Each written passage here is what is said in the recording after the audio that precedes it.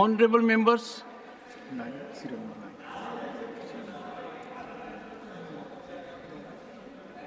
short duration discussion.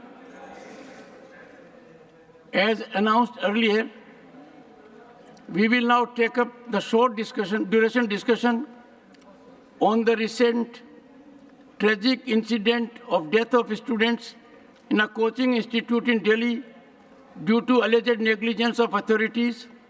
In the supplementary list of business issued already, the discussion is listed in the name of following members: Shri Sudhanshu Trivedi, Shri Ramchandra Jangda, Shri Surendra Singh Nagar, Ms.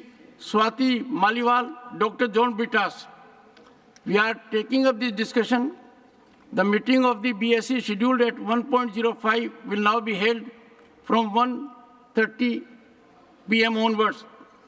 Shri Sudhanshu, I can indicate the, I can indicate the,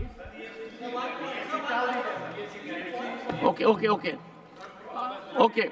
Honorable members, I will notify time of the BSE later on. And at the moment, it will not take place at 1:05.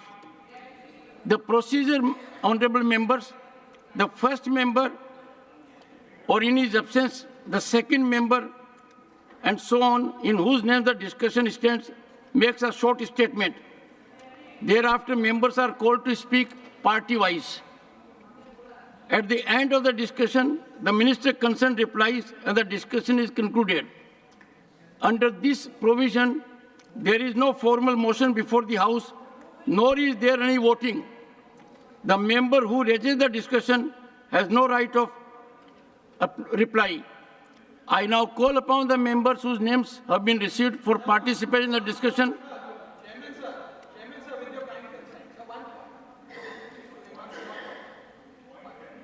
Nee, what is your point? Nee, what is your point? Nee, are you raising a point of order? Yes, sir. Under which rule? Sir, I wish to say that this option, Rule 176. Sir, the fact that you have today been gracious enough to give the opportunity to certain members to change the mechanism and the institute. Sir, आप सुन लीजिए sir, बता रहा हूँ sir, मैं बता रहा हूँ. मैं सर दोनों 267 और 176 का हवाला देते हुए अपनी बात रखना चाहता हूँ सर. सर, जो आज ऑप्शन तमाम सदस्यों को दिया गया कि जो वो मुद्दा रूल 267 में उठाना चाहते थे, उन्होंने 176 में उठाया. Sorry, nothing will go on record. Shri Sudhanshu Trivedi, to initiate the discussion. You avail the opportunity when time comes. And honorable members, I will accommodate as many members as would be keen to participate. I also request the members, this unfortunate incident has reflected concern all over the country. And therefore, let us come out with proper diagnosis, proper suggestions, constructive suggestions. Shri Sudhanshu Trivedi. माननीय सभापति महोदय, आज 19 minutes. 19. Shekhar ji 19. जी. माननीय सभापति महोदय, आज मैं बहुत भारी मन से इस विषय के ऊपर अपना विचार रखने के लिए आपके समक्ष प्रस्तुत हूं. एक इस विषय में महत्वपूर्ण बात यह है कि इस विषय पे सभी तरफ से एक समान कंसर्न उभर कर सामने आ रहा है.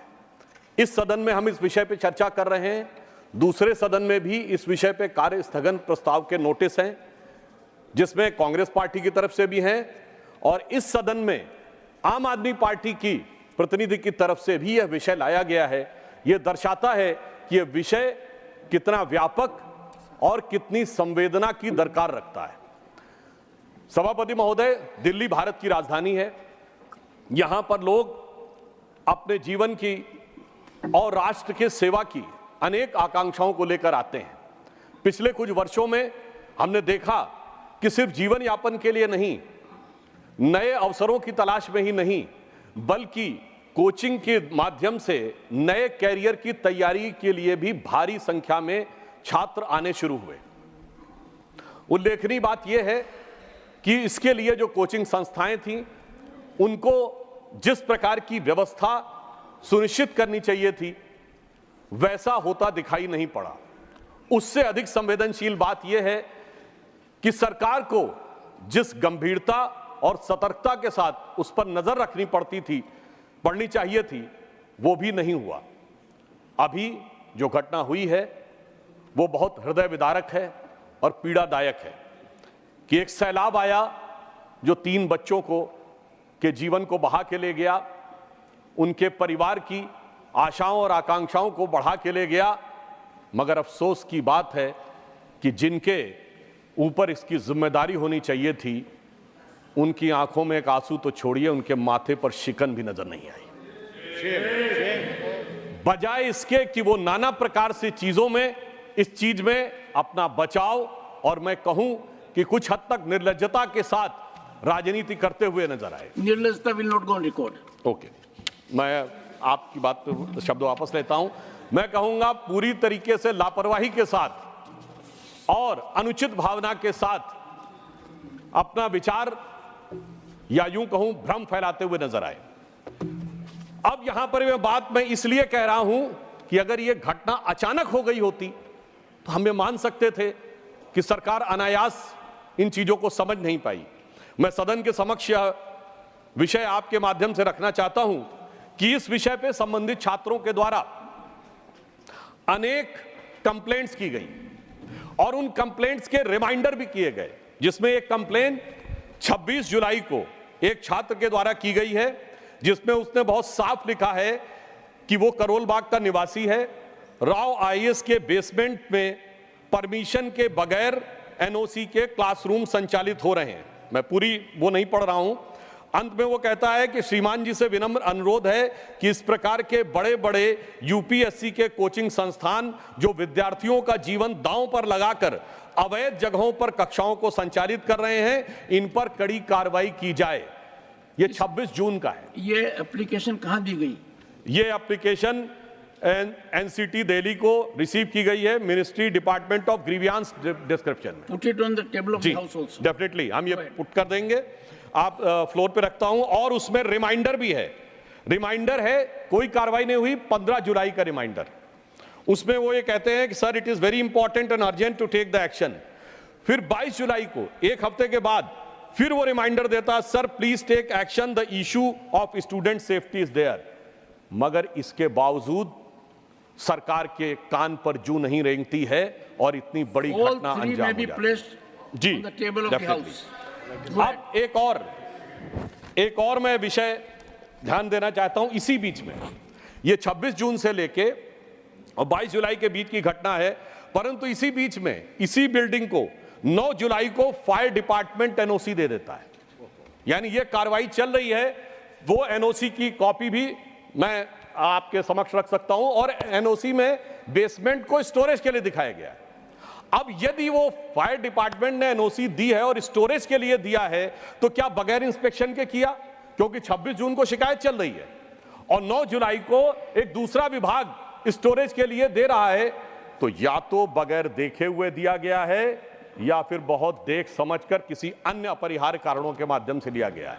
तो इसलिए हम ये कह सकते हैं कि ये अपने आप में एक लापरवाही नहीं, बल्कि ये एक प्रकार का एक आपराधिक कृत्य है, एक प्रकार की क्रिमिनल नेग्लिजेंस है, जिसमें जानते बूझते बच्चों को उस हद तक उनके जीवन को खतरे में डालने के तक ले जाया गया। और मुझे अधिक वेदना इसलिए होती है सभापति महोदय कि दिल्ली में मात्र कुछ दिन पहले पीने के पानी की किल्लत थी और उससे लोगों की जान जहमत में थी। आज सीवर के पानी से जान हलकान है।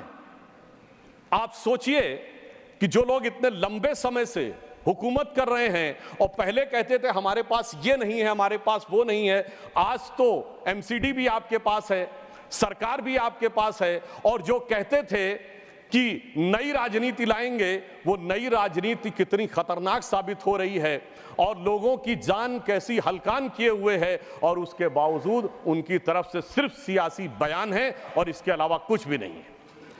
मैं ये भी कहना चाहता हूं महोदय, अभी हम लोग जुलाई के महीने में 6 महीने बाद जाड़े का दौर शुरू होगा, सांस लेने की भी तकलीफ होगी। यानी पानी का विषय हो, जमुना की सफाई का विषय हो, या सांस हवा की सफाई का विषय हो, सारी बातों पे सिर्फ बातें होती रही हैं और समय के अनुसार ये अपना स्टैंड समय समय पर चेंज करते रहे।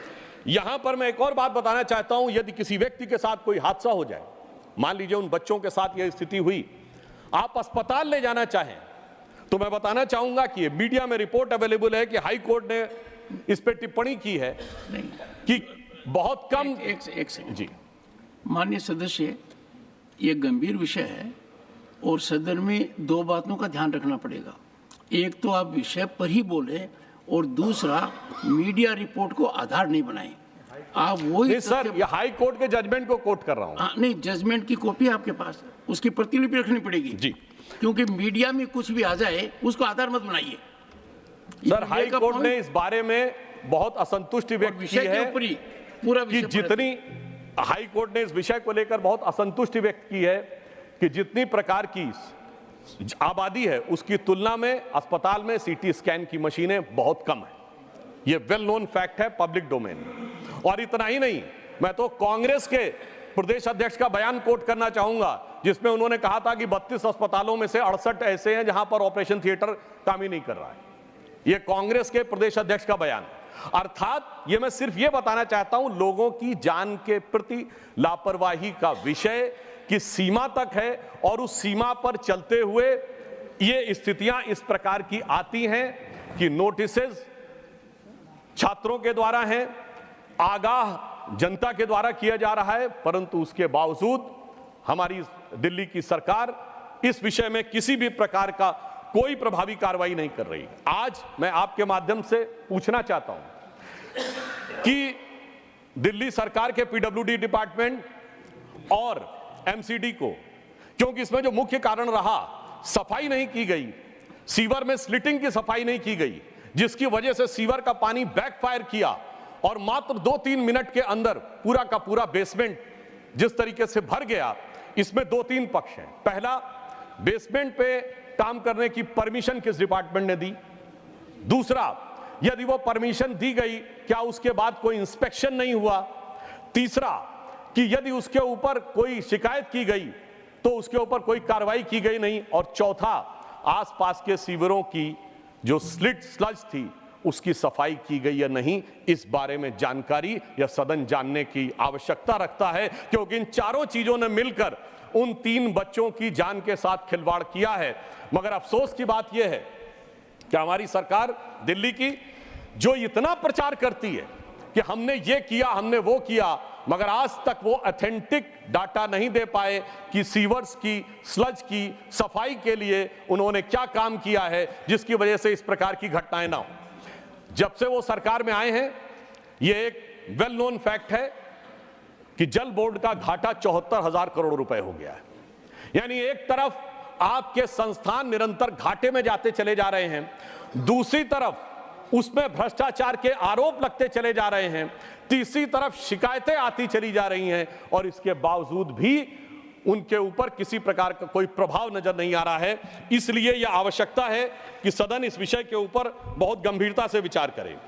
हम यह भी आपके संज्ञान में रखना चाहते हैं कि इन चीजों के ऊपर कोई कार्रवाई न करते हुए भी सरकार किन चीजों पे कार्रवाई कर रही है। हम ये बात पूछना चाहते हैं कि इस विषय के विभागीय मंत्री, मैं उनका नाम नहीं लेना चाहता, विभागीय मंत्री हो या सरकार की तरफ से हो, क्या उन्होंने किसी प्रकार का तथ्यात्मक आंकड़ा सरकार के द्वारा जनता के सामने रखा है? नहीं रखा है। उन्होंने आकर सिर्फ बयानबाजी की है। यह दर्शाता है कि उनका उद्देश्य वास्तविकता, क्योंकि वास्तविकता तो वो मेरे विचार से सभापति महोदय सामने रखने की स्थिति में ही नहीं है, और उन्होंने इस विषय पे कितना मद में व्यय किया है, मैं आपके माध्यम से पूछना चाहता हूं कि सीवर की सफाइयों को लेकर उन्होंने कितना व्यय किया, जबकि यह बात लोगों की जानकारी में उपलब्ध है कि दूसरी चीजों पे बहुत व्यय किया है। एडवर्टीजमेंट के ऊपर 2012-13 में जब कांग्रेस की सरकार थी तो 13-14 करोड़ रुपए व्यय होता था, अब 568 करोड़ रुपए व्यय। मैं पूछना चाहता हूं कि बिल्डिंग्स के कंस्ट्रक्शन के ऊपर, जांच के ऊपर, सीवर के ऊपर कितना उन्होंने व्यय किया है 2021 में। संजय नहीं सर उसी पे बात कह रहा हूं, हम बिल्कुल जानना चाहते हैं सरकार को, ये देश की जनता को जानने का हक है कि यदि 50 गुना अधिक खर्चा हुआ है प्रचार में तो कितना गुना खर्चा हुआ है सीवर की सफाई में, कितना गुना खर्चा हुआ है इन चीजों के समस्या के निदान। एक सेकंड सुनिए, नहीं nothing will go on record. Sanjay nothing will go on record. मौत की तारीख and it is expense. No listen to me, one second, nothing is going on record. Honorable member ji, honorable member राजनीति कर रहे हैं। one second, nothing will go on record, please सदन के नेताजी दोनों तरफ सुनिए, मैं सदस्यों से कहूंगा ये अत्यंत गंभीर मुद्दा है। इस पर जब विज्ञापन की बात आई तो आप और हम सब रोज देखते हैं अखबार का पहला page coaching, second page coaching, third page coaching. इतना भारी खर्चा कहां से आता है? उस छात्र से आता है जो अपने सपने को साकार करना चाहता है। नंबर 2, मैं सदस्यों को से आग्रह करूंगा इस पर सुझाव दीजिए। सीमित दायरा है कोचिंग का, जहां आवश्यकता इस भारत को स्किल की है, स्किलिंग के लिए इतना कुछ हो रहा है, कोचिंग एक सीमित दायरे में सभी को उसमें डाल रहे हैं। ये एक ऐसा साइलो हो गया है जो गैस चैम्बर से कम नहीं है। तो आज के दिन सदस्यों को इस ओर ध्यान देना चाहिए और आगे के मार्गदर्शन की बात करनी चाहिए। ये घटना दुखद है, पर इस घटना जो लोग 3 गए हैं उनकी आत्मा को संतुष्टि मिलेगी। यदि अगर इस सदन में हम सुझाव देंगे कि हमारे देश के नवयुवकों को कितने मौके हैं, किन किन जगह मौके हैं। मैं आपको एक बात बताता हूँ, जब मैं इसरो गया मैं आश्चर्यचकित रह गया।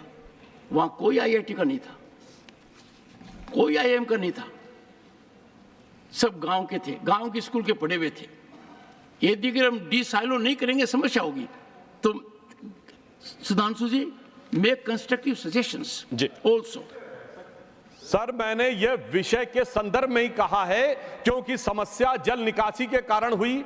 जल निकासी के लिए जो PWD, MCD और जल बोर्ड जिम्मेदार है, यदि वो हजारों करोड़ के घाटे में जा रहा है तो सरकार निरंतर उस चीज पे ध्यान न देकर, जहां जल निकासी की बड़ी समस्या है, यदि प्रचार पे ध्यान दे रही है तो यह विषय सदन के माध्यम से जनता के ध्यान में हम अवश्य लाना चाहेंगे। इसलिए मैंने सिर्फ यह फैक्ट रखा कि एक दिशा में 50 गुना अधिक खर्च किया गया और दूसरी तरफ वो कर्जे में दबता चला गया, उधर कोई ध्यान नहीं दिया गया जल बोर्ड के लिए। इसलिए मैंने यह तथ्य आपके संज्ञान में रखा।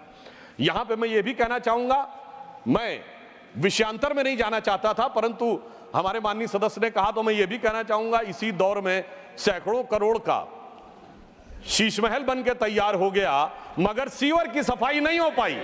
और यदि मेरी बात पे आपत्ति है हमारे सम्मानित सदस्य को, तो वो ये आंकड़ा सामने रख दें कि कितना खर्चा उन्होंने उस कंस्ट्रक्शन पे किया था और कितना इन्होंने खर्चा इस कंस्ट्रक्शन पे किया है। तो मेरे विचार से जनता के सामने दूध का दूध, पानी का पानी हो जाएगा। ये बात इसलिए आवश्यक है कि ये मामला सिर्फ एक कानूनी नहीं है, ये मामला सिर्फ तकनीकी नहीं है कि कोई टेक्निकल फेलोर हो गई है।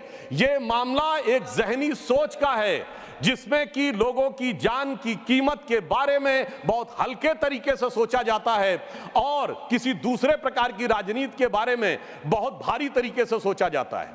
मैं वैसे तो एक और आपके सामने फैक्ट रखना चाहूंगा, हो सकता है कि मेरे विरोधियों को इस बात के ऊपर बहुत आपत्ति हो, इन्होंने कई और मदों में कई गुने खर्चा बढ़ाया है।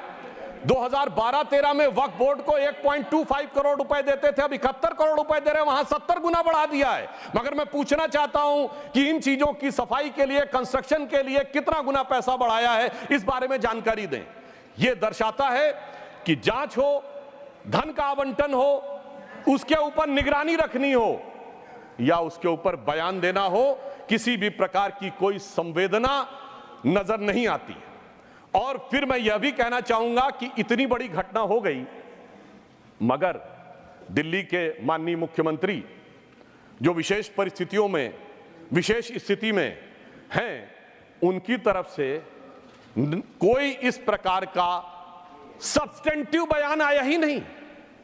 अरे कम से कम संवेदना व्यक्त करते, एक जांच इंक्वायरी सेटअप करते, वो ये कहते, ये बयान देते जो कह रहे थे कि मैं तो वहां से बैठकर दिल्ली के लोगों के लिए सदैव मेरा दिल धड़क रहा है, मैं तो दिल्ली के लोगों के बारे में ही सोचता रहता हूं। इतनी बड़ी घटना हो गई और उनकी सोच की कोई एक झलक हमें दिखाई नहीं पड़ी। उल्टा मैं ये कहना चाहता हूं कि इन घटनाओं के साथ, इधर दिल्ली के साथ जो मैंने कहा 26 जून से लेके कई शिकायतों से लेके आज तक ये हो रहा था, परंतु जवाब में कोई तथ्यात्मक जवाब नहीं दिए जा रहे थे। सिर्फ ये जानकारियां दी जा रही थीं कि उनका वजन हल्का हो रहा है। मुझे लगता है कि अगर उन्होंने अपने कामों पे ध्यान दिया होता तो मैं उनके अच्छे स्वास्थ्य की कामना करता हूं कि वो स्वस्थ रहे, परंतु मैं कहना चाहता हूं यहां वजन हल्का होने का विषय नहीं है, यहां किरदार हल्का होने का विषय है। और जिस प्रकार का आचरण आम आदमी पार्टी ने दिखाया है वो निश्चित रूप से उनके आचरण के और उनकी सरकार के परफॉर्मेंस पे संजय बिल्कुल महोदय उस पर चर्चा हो रही है। नहीं देखिए, क्यों, इसमें कौन सी बात है महोदय? अगर महोदय मैं आपके माध्यम से कहना चाहता हूं महोदय, सुधांशु जी मेरे विषय, मेरे एक सेकंड सुन Sanjay, nothing is going on record. Sanjay, nothing is going on record. बैठिए please, let us please Sanjay, take your seat.